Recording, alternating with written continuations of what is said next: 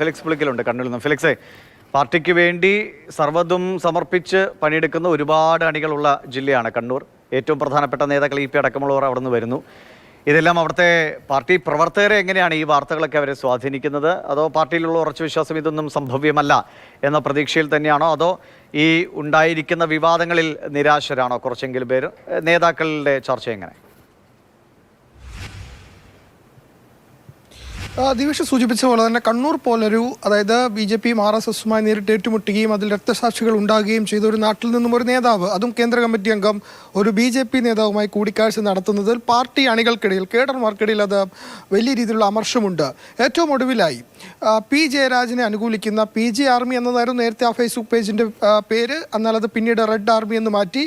ആ റെഡ് ആർമിയിൽ ഇന്നലെ പ്രത്യക്ഷപ്പെട്ട പോസ്റ്റിൽ പറയുന്നത് ഇങ്ങനെയാണ്: കച്ചവട താല്പര്യം തലയ്ക്ക് പിടിച്ച് പാർട്ടിയെ നിരന്തരം എന്ന വാക്കതിൽ കൃത്യമായി പറയുന്നുണ്ട്. നിരന്തരം പാർട്ടിയെ പ്രതിസന്ധിയിലാക്കുന്നവർക്കിടയിൽ ഒന്നും നേടാത്ത ചിലരുണ്ട് എന്ന് പറഞ്ഞ് P. ജയരാജൻ്റെ ഫോട്ടോ പോസ്റ്റ് ചെയ്തുകൊണ്ടാണ് ഇങ്ങനെ ഒരു ഫേസ്ബുക്ക് കുറിപ്പ് റെഡ് ആർമി എന്ന പേജിൽ വന്നിട്ടുള്ളത്. നേരത്തെ നമുക്കറിയാം P. ജയരാജനുമായി ബന്ധപ്പെട്ട് ഈ വ്യക്തി ആരാധന വിഷയമുണ്ടായ സമയത്താണ് ഈ PG ആർമി എന്ന ആ ഫേസ്ബുക്ക് പേജിൻ്റെ പേര് റെഡ് ആർമി എന്ന് മാറ്റിയത്. അപ്പോൾ അണികൾക്കിടയിൽ വലിയ രീതിയിലുള്ള അമർഷമുണ്ട്. അത് തന്നെയാണ് പ്രകടിപ്പിക്കുന്നത്. ഈ ഫേസ്ബുക്ക് പേജിലെ കമൻറ്റ് ഏതാണ്ട് 1000-ന് മുകളിൽ വരുന്ന കമൻറ്റുണ്ട്. ഈ കമൻറ്റുകളിലൊക്കെ തന്നെ EPയെ വിമർശിച്ചും P. ജയരാജനെ പിന്തുണച്ചുമാണ് ആളുകൾ.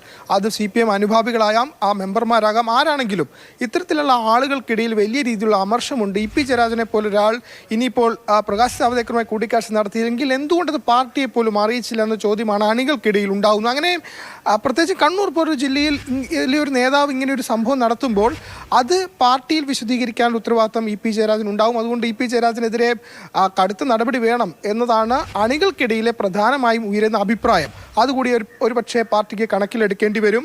ഏതായാലും P. ജയരാജനെ അനുകൂലിച്ചുകൊണ്ടുള്ള ഫേസ്ബുക്ക് പോസ്റ്റുകളാണ് ഉണ്ടാകുന്നത്. P. ജയരാജൻ വളരെ കമ്മ്യൂണിസ്റ്റ് കേരളത്തിലുടനീളം വലിയ ചർച്ച വിഷയം തന്നെയാണ്. പ്രത്യേകിച്ചും പാർട്ടി അണികളിൽ ഈ സംഭവങ്ങൾ വല്ലാത്തൊരു ആശങ്കയും സംശയവും ഒക്കെ ഉണ്ടാക്കും. ഒരുപക്ഷെ ചിലർ ഇതൊന്നും സംഭവിക്കുന്നില്ല എന്ന ആത്മവിശ്വാസത്തിലാകും. എന്തായാലും EP ജയരാജനെ 3 തവണ കണ്ടു എന്ന ശോഭാ സുരേന്ദ്രൻ്റെ വെളിപ്പെടുത്തൽ, അങ്ങനെ ശോഭാ സുരേന്ദ്രന് ഇഷ്ടമേ ഇല്ല, അങ്ങനെ അവരെ കണ്ടിട്ടേ ഇല്ല, നേരിട്ട് സംസാരിച്ചിട്ടേ ഇല്ല എന്ന് പറയുന്ന EP, പേരക്കുട്ടിക്ക് പിറന്നാൾ സമ്മാനമായി മൈസൂർ പാക്കുമായി ആയിട്ടാണ് പ്രകാശ് ജാവ്ദേക്കറുമായി EP കാണാൻ പോയത്. പ്രകാശ് ജാവ്ദേക്കറിനെ വരുന്ന കാര്യം അറിഞ്ഞില്ല, EP അറിഞ്ഞിട്ടേ ഇല്ല എന്ന് പറയുന്ന നന്ദകുമാർ.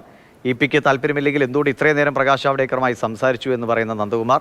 ഈ നന്ദകുമാറിനെ ഫ്രോഡ് എന്ന് വിളിക്കുന്ന EP ജയരാജൻ, താൻ ഫ്രോഡ് തന്നെയെന്ന് സമ്മതിക്കുന്ന TG നന്ദകുമാർ. ഇതാണ് ഇപ്പോൾ ഈ വിവാദത്തിൻ്റെ ഒരു ആകെയുള്ള ചിത്രം.